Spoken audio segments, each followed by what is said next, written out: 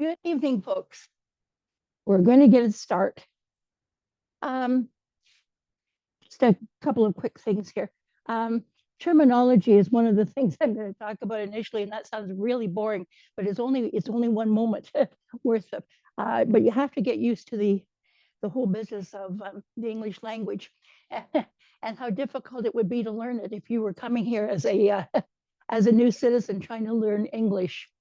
I don't know how people do it. I really don't. Um, I had a friend who was Chinese at university, and I marveled at him, writing a menu out for us all in Chinese script.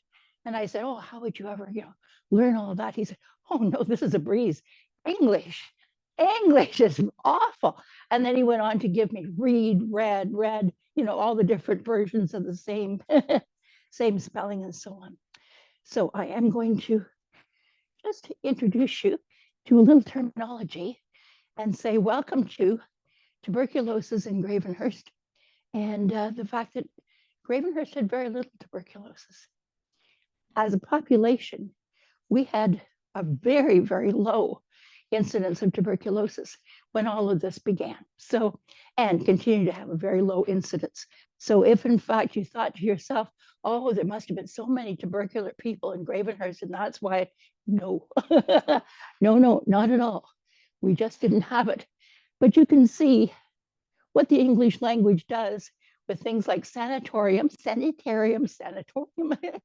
There are all the different versions and more than those. And then physicists, which is another name for tuberculosis, or consumption. If you're reading the wonderful books by Jane Austen or by anyone like that, Emily Bronte, I think almost all the Bronte sisters died of consumption, and certainly some of the Austen girls too. Yeah. In 1867, tuberculosis was the leading cause of death. So, well, that was a long time ago, and that makes sense then, But in actual fact, it went on to be the leading cause of death in Canada for a very long time. It was so contagious. It's a bacterial infection. So it was so contagious that, in fact, if you had people living cheek by jowl, close together, if you had people living in poverty, then in fact, you had a really big chance of having tuberculosis spread through an entire neighborhood or through an entire village or whatever, or certainly through an entire family. It was still the leading cause of death at the turn of the century. It was like an epidemic, really. So many people had tuberculosis, or if they didn't have it, they were carrying it. They would test positive for tuberculosis, and it was only going to be a matter of time, perhaps, when it would actually become rampant in themselves. By the late 1800s, about 90% of the population in North America tested positive for tuberculosis. That meant that if you did that skin scratch that many of you will have had, I certainly had when I was a kid, they would scratch it and they would, if it puffed up, then it meant chest x-ray. I tested positive every time, and I will show you why in a minute. If in fact you tested 90% of the population, they would test positive for at least having come in contact with the bacterium, which in fact carried tuberculosis to you. Dreadful, dreadful disease. This is why I was so interested right from the beginning in the whole business of tuberculosis. That's my mother's family. My mother is the little girl sitting on her daddy's knee. Yeah, Georgina. She did not have tuberculosis, and neither did her sister Margaret, and they both lived. However, her mother, her sister Viola, her sister Dorothy, and her sister June all died of tuberculosis, and all while she was a young girl, a teenager, maybe between the ages of 12 and 16, 17, living at home. People were dying right around her, her family, and she was just losing them left and right. Be a horrible, horrible thing to grow up in a family and have to experience, because in those days, of course, if the family was poor, as my mother's family was, they couldn't afford a funeral home and all that sort of thing. So the funeral was done from the home, from the living room. So the presence of that of that death in the home was so vivid that my mother certainly never forgot it. One of the ways that tuberculosis was spread at the turn of the century and beyond, and well into the 20th century, I don't know about you, but I remember my grandfather sitting in his big old rocking chair with a spittoon beside him because he chewed tobacco. And of course, you had to have a spittoon for that because you were constantly spitting. And in fact, I do remember being on streets and seeing people spitting, men, not women. Women didn't spit. Women didn't spit, but men did. And you would see them constantly spitting. And you thought to yourself, gosh, wonder what on earth that's about. Well, in the cases of some of them, of course, it would be that they were chewing tobacco and whatnot. In other cases, I really don't know why, but there just seemed to be a plethora of spitting going on. And in fact, spitting, when it dries up, turns to a kind of dust. If you sweep it, you raise it up into the air, and before you know it, you've got it spreading like a contagion. So in fact, you got campaigns about spitting in public, and as well, you actually got cities like Toronto outlawing spitting in 1904. So if you were caught spitting on the street in 1904, you would be in big trouble. Well, fine.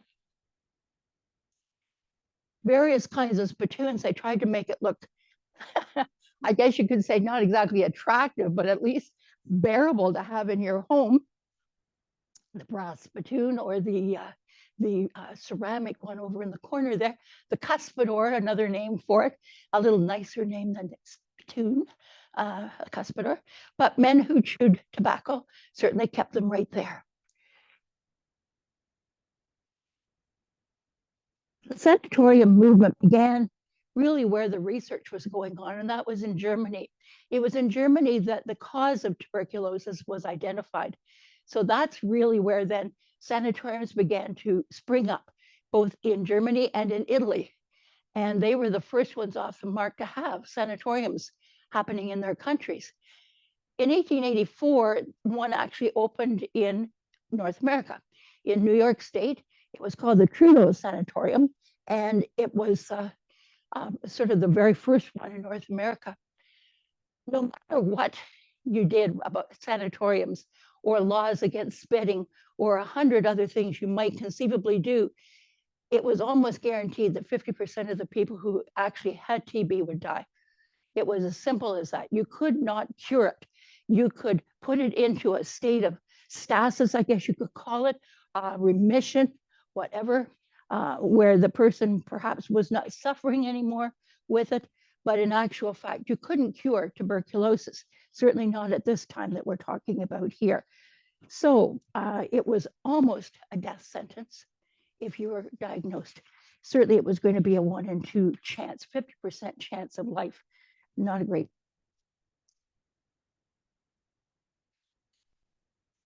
I'm going to introduce you to the man who changed everything in Canada. And his name was Gage. Do you have textbooks when you were going to school published by the Gage Company? I bet you that lots of you did. I certainly did. Readers, a book of arithmetic and so on. William Gage was an interesting man because he didn't come from wealthy at all. In fact, he came from a rather large family, youngest of 7 children. He sold cordwood as his very first way of trying to make a living. I mean, we're not talking about a man who initially had a lot to work with. He tried medical school because he was smart, but he couldn't stand the blood. He just couldn't deal with it. And so every time he was put into a situation where there was going to be surgery involved, he was out of there like a flash. So he became an accountant. I guess that's a good antithesis to a surgeon, and eventually formed the W.J. Gage and Company, publisher of school textbooks. But this was another man, like so many others of his generation, who became very well-to-do, became quite wealthy by his own hand, but conscience. He had a commitment to people other than simply his own family or his own immediate people. He worried about people particularly those who were poor, and the fact that so many were dying from tuberculosis. He became a good friend of a man named Hart Massey. And I don't know if you've heard of the Fred Victor Mission in Toronto, but if you have, it's named after Hart Massey's son. And Hart Massey had lost his son to tuberculosis in 1890. And so Hart Massey was all about, gosh, something's got to be done about tuberculosis. Be losing our children like this. And so he was certainly keen on the idea of some kind of way of influencing this constant surge of tuberculosis that was going on. So when Sir William Gage decided he wanted to build a sanatorium, Hart Massey was right with him. And in fact, they formed a little group and went across Canada, and they said to people, we're looking to build a sanatorium for the treatment of tuberculosis. What do you suppose the response was from communities? Not in my backyard. No. Toronto, for instance, there were people in Toronto who said yes, but when push came to shove in 1895, the council that had just been elected said, oh, no, we're not going to be the people who say yes to a sanatorium, because that will bring people with tuberculosis to our city, and we can't have that. Plus, they received threatening letters. They were threatened literally with injury if they should in fact say yes to anything like that. So here's William Gage, and he's trying so hard to get some way of addressing tuberculosis. He's all for the idea of having a not-for-profit, purely philanthropic institution that will treat people, and there'll be no money made off of it. I mean, he wasn't looking to make this into something where he was going to make big bucks from treating. No, it was going to be no profit making, no shareholders. It was going to be every single penny going to the treatment of tuberculosis. And so he, tried very, very hard, went from one end of the country to the other, looking for a place to build a sanatorium. He went to Kamloops and Calgary, and he went to Toronto, and he went all over the place. He went to Guelph. Everywhere he went, by and large, it was not in my backyard. Even if, in fact, the mayor would say yes, the council might say no. Or a group of people would suddenly start writing letters in the newspapers, and you'd have a whole campaign. No, we can't have that. Until he got somewhere near Gravenhurst. And he met up with a man who is one of my sort of Gravenhurst history heroes, I might say. And his name was Charles Mickle. If Gord Durnan was here, he would be smiling from ear to ear, because, of course, that is his great-grandfather, grandfather. Anyway, yeah, Charles Mickle. Anyway, he got to Gravenhurst area, or came to Muskoka area, and Charles Mickle, who was the mayor at the time, approached him and said, yes. I mean, the word yes is so long. Yes, you could build a sanatorium here.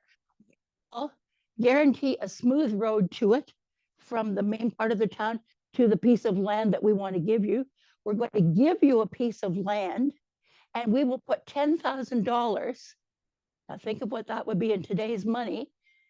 $10,000 towards building a sanatorium just on the edge of Gravenhurst. Why? Why choose Gravenhurst, medically speaking?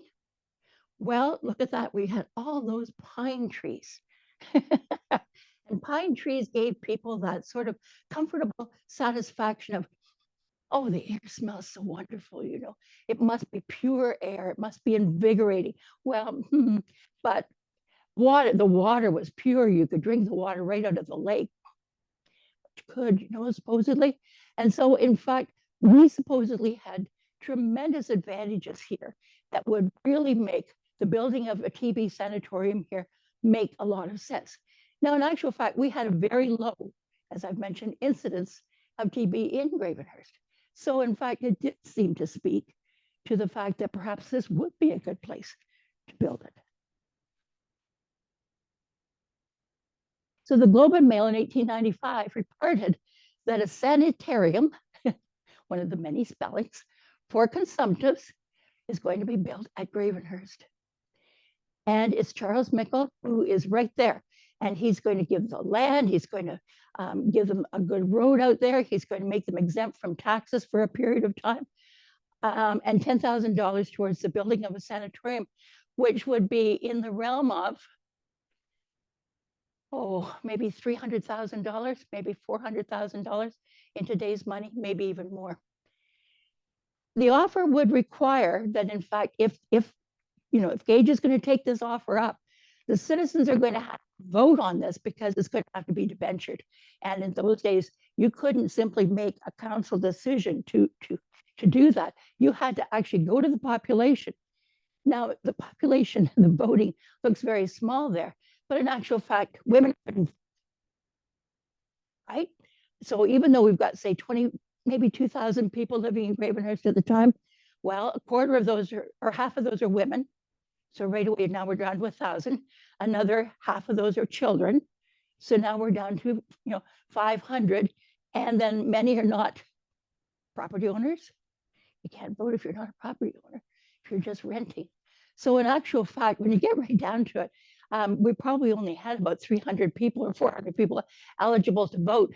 But unlike other communities where Gage had gone, the vote here was 191 in favor and 5 against. That's remarkable because they actually had town meetings to discuss all of the issues that would be involved in bringing a sanatorium here. And they were pretty bare about it. They said right out, is this going to bring more tuberculosis to our community? Is this going to cause us to be burdened with people who are going to be ill, blah, blah, blah, blah, blah. But Gage promised a lot, and Massey had promised to match it. So in actual fact, it started to look like a good fit, and Gravenhurst it was. Muskoka Cottage Sanatorium opened in 1897. It was, in fact, the first sanatorium to be built in Canada, and it was a thing of beauty. When you look at that lovely building, and I'll show you some other pictures of it, it was truly a lovely-looking building. That became the main, that's what was called its name, and it had 3 cottages associated with it. Cottages being little homes that look like Cape Cod homes, if you like, or Muskoka cottages at the turn of the century. And in fact, they were built in 1897. The first sanatorium in Canada, the second one in North America, in Gravenhurst. That map I've taken from the book that was written by Candace Jones, who did all the artwork, and Andrea Baston. Their book about tuberculosis, the curing of tuberculosis and treatment of tuberculosis in Muskoka, is well worth anyone's time and read time. It's a wonderful book. And in fact, that's where I'm getting a lot of my maps and things like that. So the Muskoka Cottage Sanatorium was built right up at the top of a point of land. And you can see where I've shown it there with that little block up there. Built in 1897. It would eventually go on to be what would be called eventually Muskoka Hospital and eventually Muskoka Regional Center in 1960. And that is the property that all the controversy is raging around with regard to it becoming this massive hotel, condominium, resort, whatever. I'm doing this because it's got everything but the kitchen. Well, it has many kitchen sinks. So it's got, it's just got absolutely everything that they are talking about building. And I will certainly believe it when I see it. But right now, it is in the planning works. And when you look at the government site, it says that in fact, the property has been sold. So to this consortium that's going to build this massive vacation paradise. Patients would be categorized because there was no point in taking in people who had advanced tuberculosis. It couldn't be cured. It couldn't be cured, period. But if you were only in the incipient stages, the early stages of the disease, you might benefit from the sanatorium treatment, which was rest, fresh air, nutritious food. Rest being at the very top of the list. So in actual fact, you can see there, social status, well, you weren't going to be treating the poor just yet. So the first people who were going to be getting some kind of access to a sanatorium were people who could pay their way. Now, paying their way doesn't doesn't exactly mean what we might think it might mean. I took a look at the dollar figures for tuberculosis treatment and being able to go to a sanatorium. $6 a day is what you were going to pay. Now, in those days, that would be a lot of money. You know, I mean, there would be many families. Certainly, my mother's family could never have afforded $6 a day to put her whole family practically into the sanatorium. So, in fact, they had no sanatorium treatment whatsoever. But if you could afford $6 a day, you would get lots and lots of rest. They had big porches. You saw on that slide there a minute ago. Look at the porches there. Those go all the way around at the back as well. So in actual fact, big porches that are going to allow people to sleep outside, to be outside for 14 hours a day minimum. In some cases, it would be more than that, be 16, 18 hours a day outside, winter, summer, spring, and fall. And you would be wrapped up, you know, to the nines to get through it all. So going past William Gage, and whoopsie daisy, I'm going the wrong way. That figures. There we go. Well, we used to park our kids out, our babies out in the carriage out in the Exactly. and everything. I did as well because I had a little boy who used to be quite prone to croup. And so the doctor told me, you put him in the carriage, make sure he's warmly dressed, and you put him outside in the wintertime. And in fact, yes, that's what we did. I'm sure we'd all be charged with, you know, child abuse or something, but but in actual fact, that was the thing to do. It's what you did. So there's what it looked like, the main. And you can see a cottage there, cottage over there. There's one over here as well. And for the money that you were going to be paying, which was a week, province picking up another $2 a week for a total of 8, you got 5 meals a day, not 3, because in fact, the idea was that you got these people coming in with TB and they are now very, very thin and frail because TB sufferers suffer a loss of weight really severely. And so they would come in looking very, very thin. They would try to beef them up with lots of food, lots of rest, and all of the other things that you could do for them. And they would be paying $6 a week, which is a substantial amount of money in those days, but still manageable for some. Your categorization, well, of course, you had both incipient and advanced, and the advanced were turned away. As soon as that sanatorium was built, you can take a look at some of the stories in the newspaper of people pouring onto the trains to come to Gravenhurst. First sanatorium in Canada. They're just, I mean, as soon as you've been given a diagnosis of TB, as I said, it sounds very much like a death sentence at this point, and pretty much was. So you can imagine them all trying to get to Gravenhurst, even when they've written a letter and been told, no, your condition is too advanced and we can't treat you here. They would come anyway, and they would be turned away at the door of the sanatorium. I can't imagine how hard that must have been for the doctors and nurses who worked there. And some of them actually ended up in boarding houses in Gravenhurst and other places like that for a period of time until they could go back home again. Getting the money to go back home would have been tricky. Patients could they have? Well, that's the thing. In the very beginning, they took very, very few because it was just, you know, a limited amount of space. Eventually, you'll find that there are just add-ons and add-ons and add-ons, plus more and more sanatoriums. So in fact, there's more and more space. But in the very beginning, 40. Not very many people for all of the people who were trying to get here.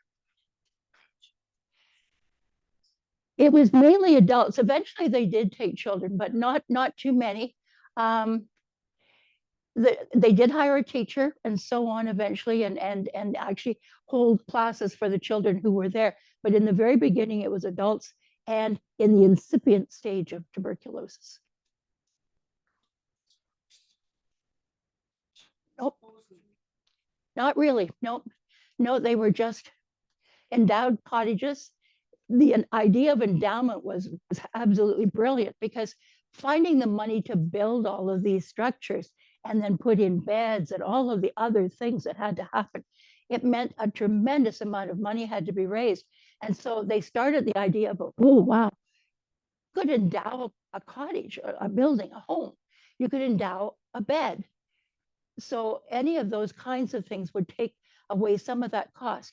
So $300 would endow a bed for a year. I have no idea what it cost a family or a corporation to endow a cottage, which would mean getting it built and then looking after it, putting in all the systems that were necessary and so on. But it would be substantial. And corporations, of course, would trade on that for publicity and say, you know, we have the good of people at heart, funding a cottage in Gravenhurst in the sanatorium.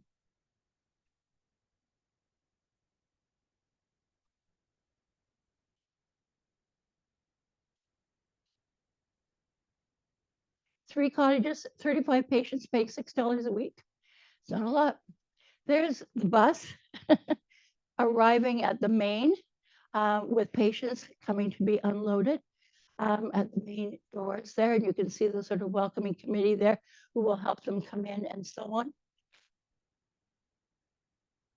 And the first three cottages that were built gives you an idea of the cost roughly, and the kinds of people or companies that were endowing the cottages. Christie Cottage was actually Christie's Biscuits. So even back then we had Christie's Biscuits. And in fact, they did endow a cottage, which meant they paid to have the cottage built. The William Davies family and the Maver Cottage, I don't know. I know I have in my notes somewhere exactly who they were that did that. Maybe not the Maver, but I do for the Davies. And their cottages were slightly cheaper. And I don't have a cost for the Maver Cottage. It was never really mentioned in the National Sanatorium bulletins how much it built. But you can see what lovely little buildings they were. And they would hold maybe 6 to 8 people max. And you would each have a bedroom. If people asked to be together, two sisters, for example, they could accommodate that as well in some of these cases. So the other thing that was being used and was being heavily used were things called shacks or tent shacks. The word shack now, I think for most of us would indicate a place that you and I wouldn't want to be. But in actual fact, a tent shack in these days was really just a tent with a floor in it. It had, again, it had an outdoor privy with it, but you would at least be outside for 24 hours a day. They talk about people sleeping outside on porches and waking up covered in snow, with snow right up to the sides of their bed and right over top of them, and sort of digging them out in the morning because they did, many of them, spend the night on the porch. They had to bring some things with them, and there was a packing list of things that you had to have with you. One of them being a sputum flask, which was a place to spit. Because instead of spitting on the ground, because people would get, a buildup of phlegm in their throats, you would have a little flask into which you could get rid of that. Overstockings and woolen underwear and bloomers and a hot water bottle and a whole lot of other things that were necessary to bring with you if you were going to come. And you were going to be outside a minimum of 13 hours a day, because fresh air was going to be the key to at least stopping the disease.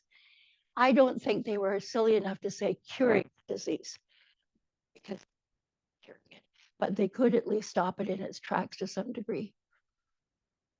So there they are, huddled out on the porch, each of them all bundled up. They have, in some cases, fur robes, buffalo robes over their laps. In those days, people were still using horse and wagon, and you would have a buffalo robe in the wintertime for a sleigh. And so they would be bundled up under warm blankets and furs and whatnot. Now, that's not everyone. I don't think my grandmother had furs to be bundled up in, and nor did she have the money to be in a sanatorium. So as a result, some people were going to live longer than others. It was as simple as that. More cottages were added as time went on. The cottages were all designed beautifully by architectural experts who learned things about how a cottage should be designed if in fact it's going to be used for the treatment of a disease. So, you know, the sort of the how many stairs, not too many. The proximity to outdoor privies before indoor plumbing came along and was installed in all of these places. Places where you could, in fact, be outside as much as possible most of the time. So there was a whole sort of a whole plan for what these buildings ought to look like. But I think they were lovely as well. I mean, some of those look absolutely terrific. But Gage was concerned about the poor. I mean, it was all very well to talk about all these people who could afford the fur robes and the fees that were going to be paid and so on. But what about the poor? Well, there's two ways of looking at the poor. In fact, people like my grandmother and her family of girls couldn't have afforded the transportation to get to Gravenhurst anyway. So again, you could be poor, but maybe there were different levels of how poor you could be before you could get treatment. But if you could get to Gravenhurst, Gage was concerned about having a sanatorium that would be built for the poor. And he, in fact, wanted it to be a free hospital. And that was the first free hospital for the treatment of tuberculosis in the world. And it was here in Gravenhurst. Incredible. So in 1902, that was built. It opened in July of 1902. And in fact, that free hospital is where the Ontario Fire College was eventually located. So if you take a drive out the Sand Road, which is the extension of Muskoka Road, Main Street, you will see where the Ontario Fire College is. That was the free hospital. If you go to the very end of the road to the gate that's there, that was the Muskoka Cottage Sanatorium. So we had an amazing advantage here of having both of these opened here by 1902. First free hospital in the world. So now you can see where it is. Cottage Sanatorium's up at the top of that little black mark, and down in here a little bit farther down the lake, but still right on Lake Muskoka, Muskoka Free Hospital, built in 1902. The free hospital began as simply that building. So that main building with some tent shacks over here, and that might be the piggery back in there.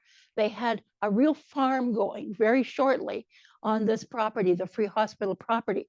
And the plan was they were going to take this big piece of land that is not being used in front and turn it into a farm, turn it into a place where they could grow all the vegetables that they possibly could to, in fact, feed the people in the free hospital, because free hospital is all very well and fine, but getting funding for a free hospital is another thing altogether. So if you can grow your food and raise pigs and raise chickens and all of that sort of thing, then you're going a long way towards treatment of these people. Eventually, you can see that things are being added. This picture here is that far left building over there. Okay, just blowing up here so you can get a better look at it. That was, in fact, the beginning of the administration building, joined to the what started out as the main building of the free hospital.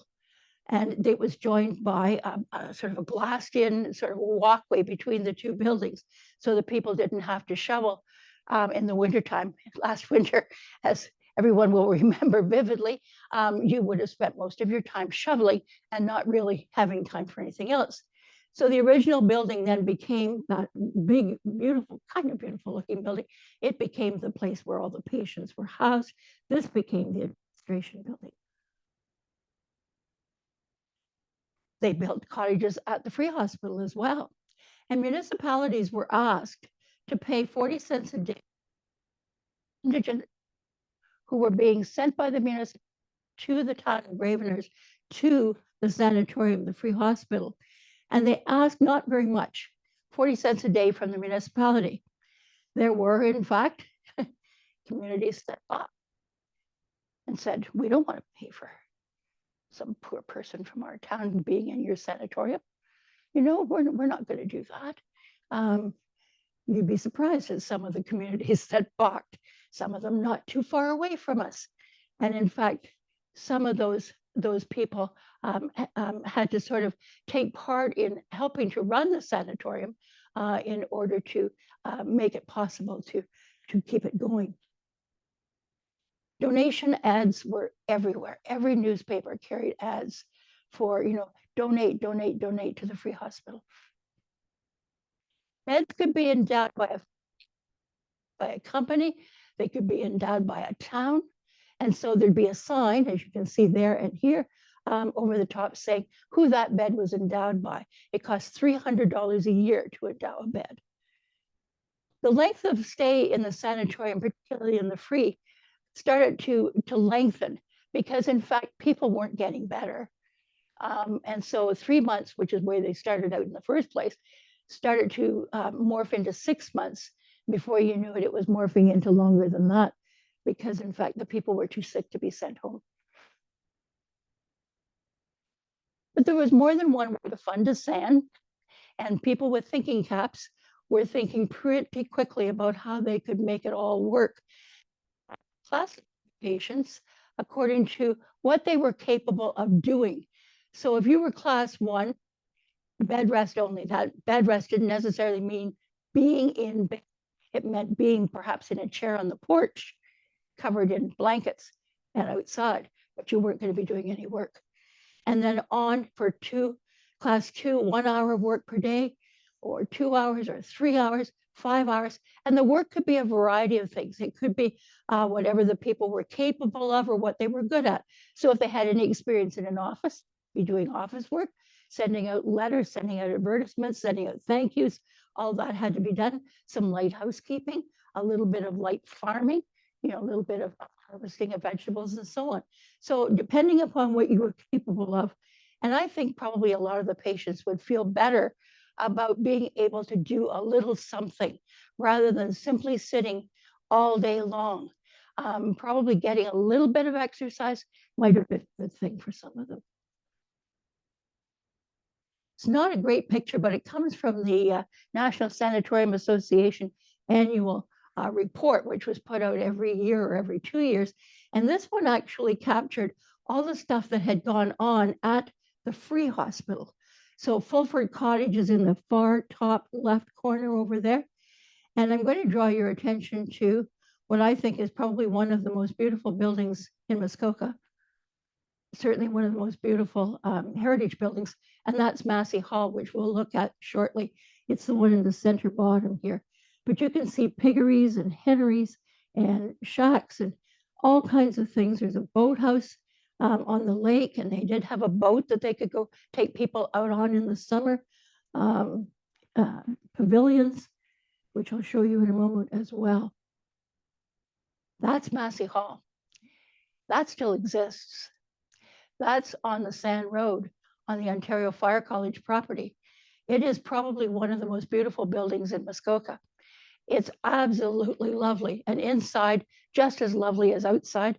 I worked at the Ontario Fire College for 20 years and begged anyone who would listen to let me have it for a library because I was the research librarian, but no, no, I wasn't going to get it. It was just a try. But in actual fact, it had a screen in it. It had a stage. It had a projector and a projection booth raised up high in the very back of it. And so, in fact, they actually got first-run movies, silent movies, coming to that sanatorium to be shown to patients who could get into the building. In other words, people who were ambulatory or at least able to be brought by wheelchair. And so there were movies being shown in there, as well as religious services were held in there. And the town actually held dances in there and other kinds of things and paid sort of a rental fee, again, to help with the cost of that cardio sanatorium. Beautiful building. Inside, it's all wood. Like that. That's the inside there. Now, they had to put in those big structural braces. I guess, I'm trying to think now, it would be around 2005, maybe, when they put those in because of snow load. They were just starting to really worry about where snow load was going to be going and what was going to be happening. But that's what that building looks like. And that's the interior of it. There's the stage with the proscenium arch. I mean, the whole 9 yards. It couldn't be a more beautiful building inside and out. I don't even drive out there anymore. I'm terrified to see what it's going to look like as it's left longer and longer and longer without anyone using it. The free hospital kept adding on because, of course, it's not like you were getting fewer and fewer people, you were getting more and more and more people. So in fact, this original building became the building that sheltered people. They stayed in there, glassed-in walkway, administration building, glassed-in walkway, and infirmary building built over there in 1916. So that would be where you would be sent if, in fact, not only did you have TB, but you might be getting other things as well in your weakened condition. And before you knew it, some of those people would be getting things like influenza and so on. So in fact, the infirmary was where you were sent if you were too sick just simply to be left in your own ward. Quite a property. And its own water tower. And there's the pavilion. I'll show you a better look at it in a minute. But there's the pavilion in the back. And then those are some of the little cottages, as I said, for 4 to 6 people at a time in there. There's the Kendall Pavilion, named after Dr. Kendall, who was the doctor in charge. A better shot of it is this one, which gives you an idea of why it was so good, because those windows went all the way to the top and could be latched right up into the ceiling. And so, you know, you could have fresh air coming right into those patients. And fresh air was thought to be the absolute essential in treating tuberculosis. It was the only thing they could think of, you know, I mean, fresh air had to be going to work in some way. So you can see how they're latched up, that one down in the middle, others, you know, out that far and so on. Mosquitoes then. There were screens. They actually had screens. Yeah, they did. Well, sort of screens. They were more like I'm going to call it like gauze almost, you know, that kind of thing. But no, probably mosquitoes were the least of their worries. If you've got tuberculosis, I think mosquitoes are going to seem like a less than important thing. So so far, we've got the cottage sand, and we have got the free hospital for consumptive poor. In actual fact, we added 2 more. In 1897, Minnewaska was a little hotel. It was a lovely little hotel. I'll show you that in a moment. And it became a sanatorium. And Dr. Parfit, who had as his objective to build a sanatorium for the well-to-do, not just the people who could pay, but the people who could really pay. And then they could have a very, very nice sanatorium. He was going to build the Parfit, the Calidor Sanatorium. So let me show you there. The Minnewaska was a little hotel. It started off with a ball. It had a little ballroom. It had, you know, lovely little rooms and so on. The problem with the Minnewaska was, despite the fact it's right on the water and so on, it has lovely grounds around it. In fact, it can't compete with things like the Royal Muskoka Hotel, which, you know, had hundreds of people staying at it, all the well-known and well-to-do and so on. It was too small a tourist hotel. And so it didn't take Mr. Hurlbut, who owned it, very long to realize that it wasn't going to make it as a hotel, even though it was elegant and even though it was lovely and it was small and friendly and so on. It just wasn't going to compete. So he sold it, and it became, for a while anyway, a sanatorium. That's more of the Minnewaska there. Dr. Parfit sort of used it as a stepping stone until he could get his sanatorium for the well-to-do built, and then he could morph them over into the Calidor. So that's all the Minnewaska there. It was quite a nice looking little place, but you can see it was small, and it didn't have a lot of room for people. You can see a nurse in a window up there. But in 1916, Dr. Parfit got to open his sanatorium for the well-to-do.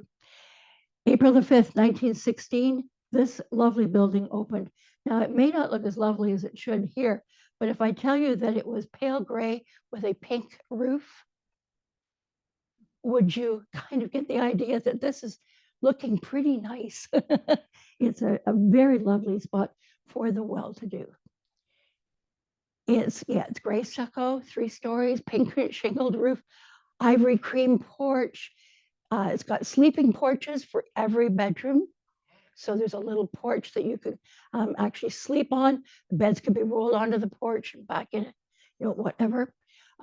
It actually had quite a complete sort of hospital type makeup. It had a lab, it had an x-ray room, dietitian, it had all of the things that you would expect in any kind of a hospital, but in fact, not huge. And not exactly what Dr. Parfit had in mind, because we're in the middle of the First World War, and he's built this sanatorium for the well-to-do, and it's going to be right up there. And then the government comes along and says, nope, we've got all kinds of men on the battlefield in the First World War who are developing tuberculosis because they're cheek by jowl in the trenches. So if one has it, everybody will have it. And we're getting trench lung from poison gas. And these guys they've got to be treated. So we're going to be taking over part of the Calidore Sanatorium. And yes, you can still keep some of your well-to-do, but in actual fact, you'll be getting a dozen soldiers now, another 80 shortly, and so on. And that's what started to happen to the Calidore. And so, in fact, on the one hand, you had that lovely little building built there and so on. But in actual fact, well, there's the soldiers who are at the Calidore. I love the housecoats. Over in the top left over there, those are government issued housecoats. My father, after coming back from the Second World War and being hospitalized at the hospital in London, Ontario, had a housecoat not unlike that. And I wished I'd kept it now just for the sheer sake of having it to show people how absolutely bizarre looking they all were. I don't know where they got the material, but his was woolen and it was, oh gosh, it weighed a ton. Anyway, these are some of the men who were at the sanatorium in Gravenhurst, who were all soldiers. So these are men who've come back with TB, trench lung, whatever. With the end of the war, you still had all kinds of military or soldier type patients who are not ready to go home. So in actual fact, look at how much that little original building, which is, I'll just sneak over here for a quick second. I know I'm going to cut you off there, but it's that right there. That's the original building, and it's had all those additions put on and on and on to take those soldiers. In actual fact, the Calidore received funds to do that. They didn't have to pay to put those additions on. The government did it. But in fact, a number of the soldiers then wanted to go to institutions that were being built in other communities across Canada to be closer to their families and whatnot. So Calidore had started out as a very small sort of building. It wasn't too long before it became a quite large sanatorium and had all kinds of beds. And although many soldiers went home to their home institutions, in fact, many other soldiers did not. And in England, they didn't have nearly the sanatoria that we had here. So we had them here. All very well and fine, but tragedy always strikes just when you think things are moving along smoothly. And in fact, in 1920, a nurse woke up in the middle of the night and thought she smelled smoke, and indeed she did. And it was at the Free Hospital for Consumptives. And by the next day, now luckily Massey Hall didn't burn down, but that, as you can see, is the admin building. It's virtually gone. The infirmary is completely gone. And the original building is still partially there. So all of those people had to be evacuated out of there really fast in the middle of the night during a fire. They didn't lose anyone. So amazing when you think about it. They got them all to various and sundry places. A few went to a sanatorium that had been opened in Toronto. A few of them went, well, many of them went down the road to Muskoka Cottage Sanatorium. Some of them went over to the Calidor. So they tried to get them somewhere very, very quickly. Massey Hall, even for a little while, was being used as a patient infirmary for a while. That was 1920. Muskoka Cottage Sanatorium, the one at the very end of the point out there, the one that is now going to be in contention with this whole new big resort development, decided that they had better expand because, of course, they'd picked up all kinds of people from that one that was burning. So they were now, really heavily laden with people. And so they built a building that for the first time really looked like a hospital. And that was the Gage building, all out there. It was built in 1923, and it was, in fact, a full, in every sense of the word. Why this did not become the hospital for Muskoka, I think we would have to ask, I'm not sure whom, but I have a feeling I know. Certainly politicians, anyway, who made decisions along the way. Because, of course, we know now that Bracebridge Hospital is too small, has to have an addition. It doesn't have enough land for an addition. So now what are we going to do? And blah, blah, blah, blah. In fact, there's so much land out there. There's like 90 acres, 98 acres. This could have been enlarged and enlarged and enlarged, and that should have become the hospital. But in fact, it didn't become the hospital for reasons known only to those who make decisions. Anyway, it did open as a sanatorium, and as I said before, beds endowed. So in fact, you could also endow or contribute money to the building of pavilions that were going to be brick, ones that looked a little more like they were pretty flimsy structures. They were sort of like tent structures, if you like.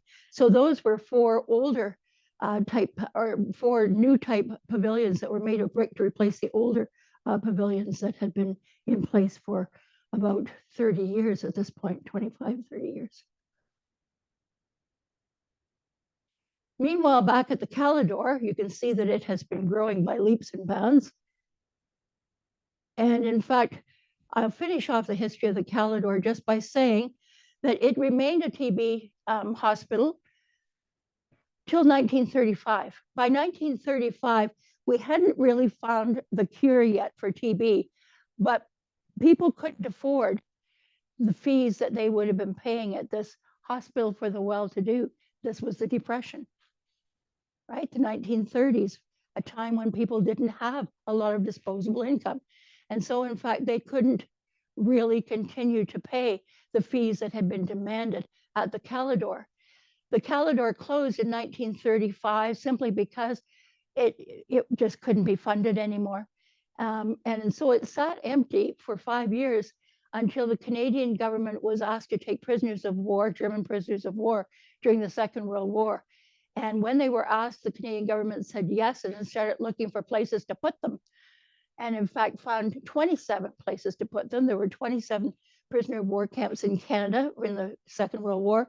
And one of them was in Gravenhurst, and it was on the property of the Calidor Sanatorium.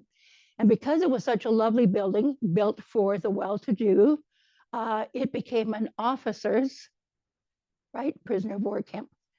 And so, in fact, it was a prisoner of war camp for 6 years, the 6 main years of the war. 1946, June 30th, the last prisoner was shipped away. And then, in fact, it was purchased by a consortium of businessmen in Toronto, and they turned it into the Gateway Hotel. The Gateway Hotel was a great success, was the place to go and dance. It was the place to get a start on your career as a musician or a comedian or whatever. And eventually, when it closed as a Gateway Hotel, that was all torn down, burned down, etc., and turned into the Calidor subdivision. But to mention something very important, when in fact that subdivision was built, the man who owned that whole area and had turned it into a subdivision or had given it to a developer to do so, a strip of land was needed to the town of Gravenhurst right along the water. So not back here in the middle of nowhere in the field somewhere, but right along the bay. There is a strip of land, and it is the Calidore walking trail, and it has all kinds of historic information panels all the way along the trail, and you can go and walk it. It's not a hard walk at all, and you've got the lake always on one side of you, beautiful, and on the other side you've got these interpretive panels to walk along and read the history of what all was on that property, from the Minnewaska right through the Calidore and so on. So well worth your time to do that. You go to the end of Lawrence Street, and then you pick it up from a parking lot there and walk through. Meanwhile, back at the Muskoka Hospital, there's the gauge. Now you can see what it was originally. Now it's had another wing added onto it out here. So in fact, it's really become quite a large spot. Again, why did that not become the hospital for Muskoka? Well, it didn't. And wonder drugs were being discovered, of course. So in actual fact, this was going to make the huge difference that had to be made in order to stop tuberculosis. And that was streptomycin, which was in fact discovered, I guess, made at Rutgers University in the United States in 1944. It took a while for streptomycin to become then available. It's all very well to sort of have made the drug, but when it was first made, it had all kinds of side effects, and so they had to come up with other drugs that went with it in order to get rid of those side effects. So they came up with 2 new drugs that went with it, and eventually this was going to put TB absolutely on the sidelines. There wasn't going to be TB anymore. Not exactly true.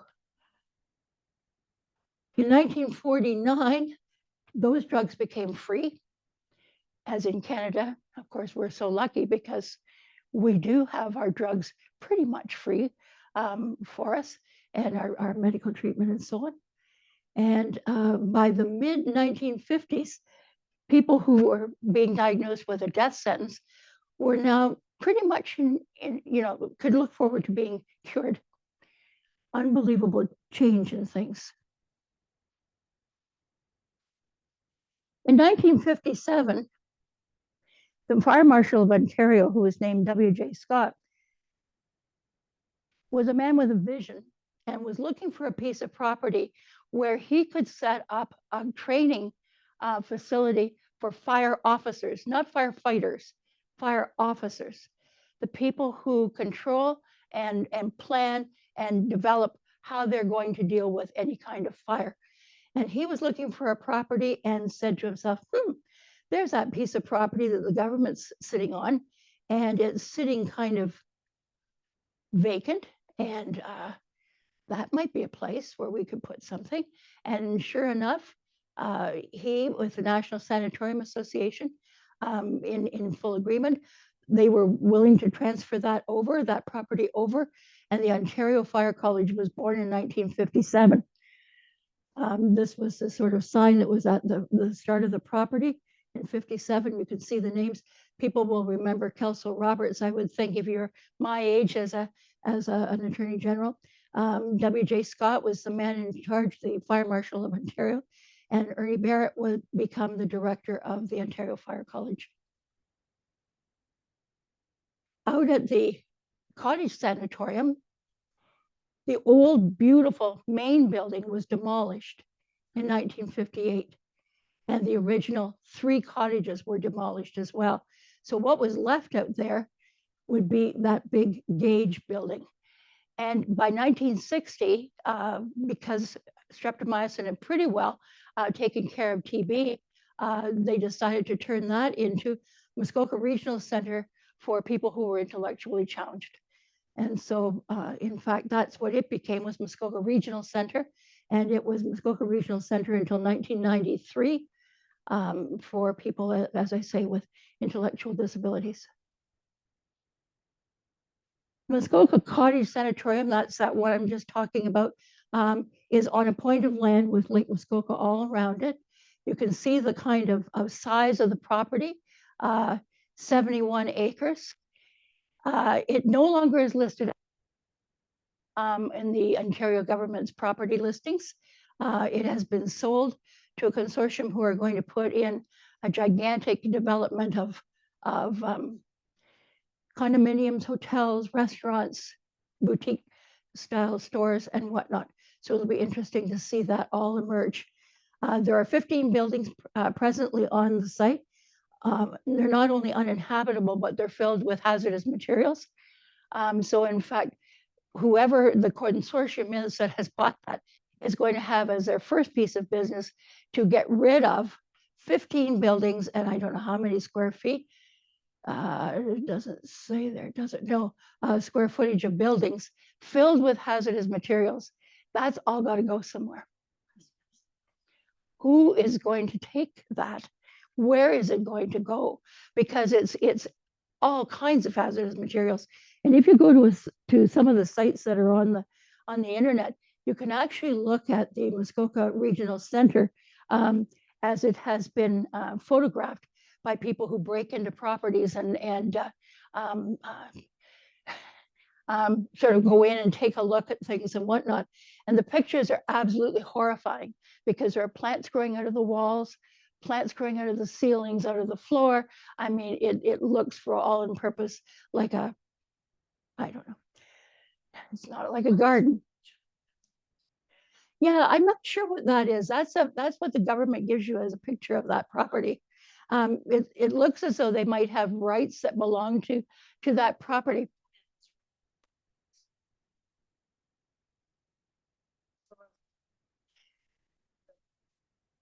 I that is from their website. So I'd have to ask somebody in the know, and getting a straight answer out of government about what that is would be tricky, I think.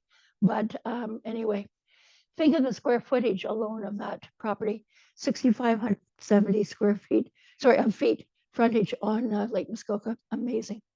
All of the buildings, though, have got to be destroyed, and that's all got to be hauled away. And that's that huge gauge building with that great big extension on it. That is hazmat from top to bottom. So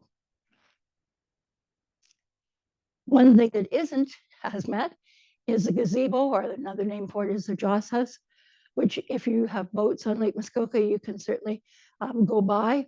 It is protected by as a historic building by a bylaw for the town of Gravenhurst. It was built in 1900 for patients to go out and just sit out and take a look over the lake, you know, if they were well enough to walk out there, if they were ambulatory. It gets damaged by people. You know, we can't ever let anything just be by and be beautiful. We have to decorate it as much as possible. And so, in fact, there's a constant sort of battle to try to keep it from being destroyed. The Free Hospital property, 98 acres, so it's a little bigger, 24 buildings. 4 of them are heritage buildings. In other words, they date back to the time of the sanatorium. So they date back to 1900. A sad thing, really, I think, to say. It was closed in 2021. In 2020, the residence was completely redone the year before it was closed.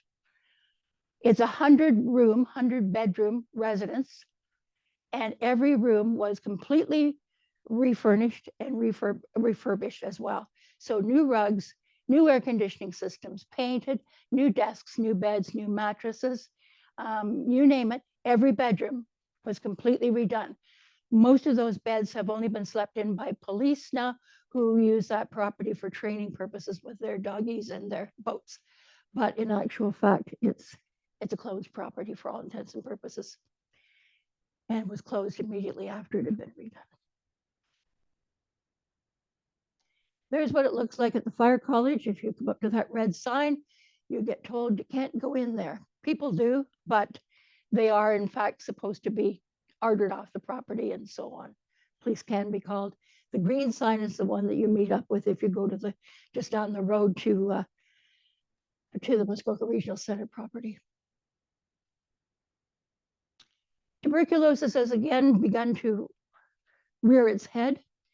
In 2023, 1.25 million people died worldwide from tuberculosis, and 10.8 million people became infected. And that's from the Global Tuberculosis Report in 2024, so a year ago. Yeah, it's now obviously it's mainly in third world countries, but of course, I mean, it's such an infectious disease that you know that it is a problem. It was never in any way, shape, or form ruled out or completely gone. A wonderful book that, if you're interested in the topic, is Curing Tuberculosis in Muskoka. It's written by Andrea Baston, and all the pictures and so on are done by Candace Jones. Andrea grew up on the old original sanatorium property, so she has a vested interest in this project, and the book is absolutely wonderful. There are all kinds of NSA, National Sanatorium Association reports online that you can go and look at. You can look at a book called The Miracle of the Empty Beds, which is probably here, and The Weariness, the Fever, and the Fret, which may also be here. There are lots of places you can go to look at things like Outdoor Life, which used to do a lot of little articles about the fact that tuberculosis patients were having to be outside and sleeping outside and so on. So there are a lot of places you can go online to look at more things about this.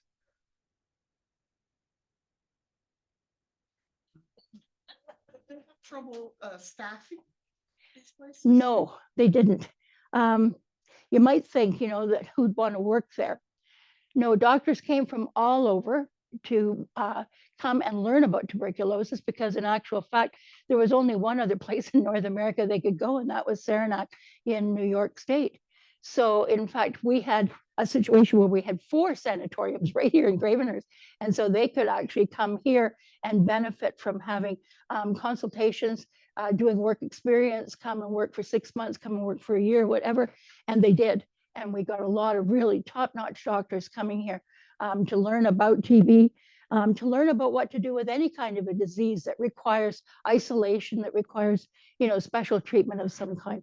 Same thing with nurses. I mean, nursing jobs are nursing jobs, and if people are looking for jobs, they're going to come. The nurses didn't tend to develop tuberculosis, or the doctors either. Some of them actually came with tuberculosis, which is sort of interesting. We had several doctors here who came here and fought tuberculosis all their lives. So, but they had come with it. They didn't catch it here.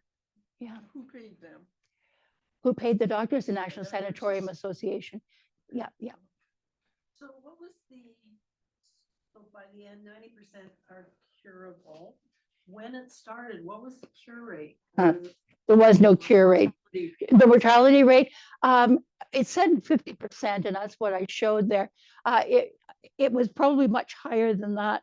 I'm going to say probably more along the lines of 75% mortality. I mean, within a period of 5 years from diagnosis, not right away, but within that 5-year period after diagnosis.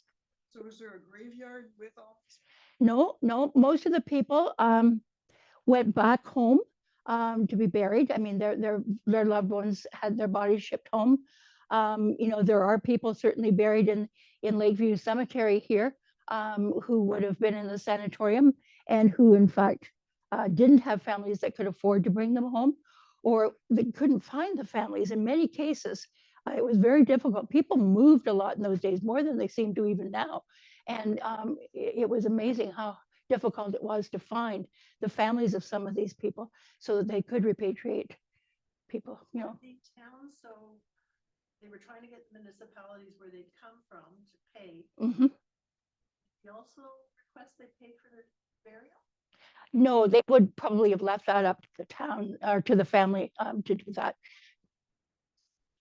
Well, it would depend if they were not being sent back to another community, they would be buried here.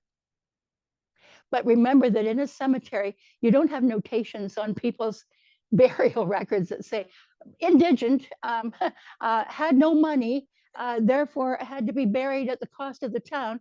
No, I mean, we don't do that kind of thing. So in fact, I've had several people contact me and say, oh, can you get me a list of all the indigent people who were buried in Lakeview? Another wanted a list of all of the people who were indigenous people. Well, nobody is categorized, right, as that. I mean, you don't have categorization in cemeteries. You if you know names, you might surmise sometimes, but really that it's impossible. So that isn't what goes into medical records at all, and you can't make a list of anybody. Yes, ma'am. Yeah.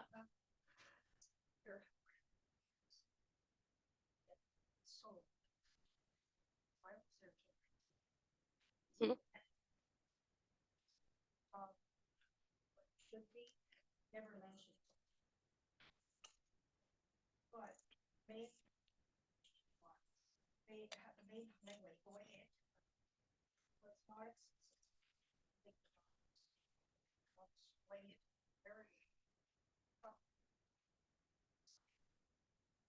Well, it's pretty easy to build a road. Yeah. Much easier than building a building. Yeah, sure, but that's always an excuse, we can't do this because there's no road for it. Well, you can build a road. That's not difficult to do. Yep, exactly. Yeah, because I think that certain politicians had it in mind where they were going to put the hospital for Muskoka. It wasn't going to be in Gravenhurst, despite the fact that we had a hospital ready and waiting. It just wasn't going to be here. It's as simple as that. Just going to be in Bracebridge. Yeah. Yes, ma'am.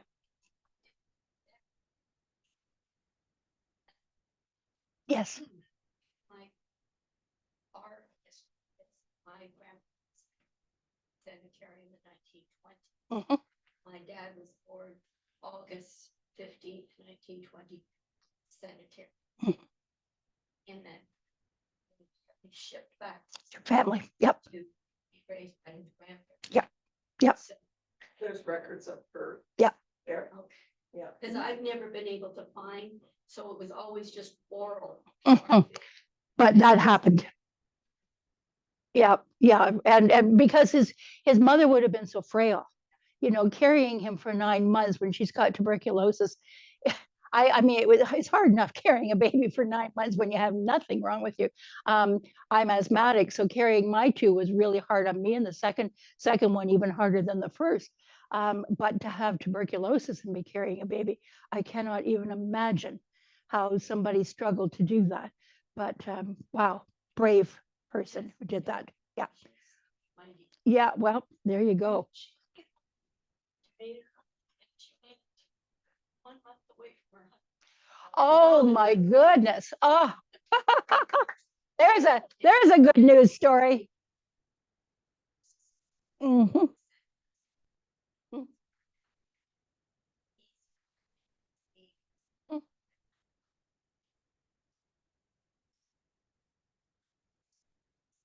Yeah, and I mean your story is sort of classic of what happened.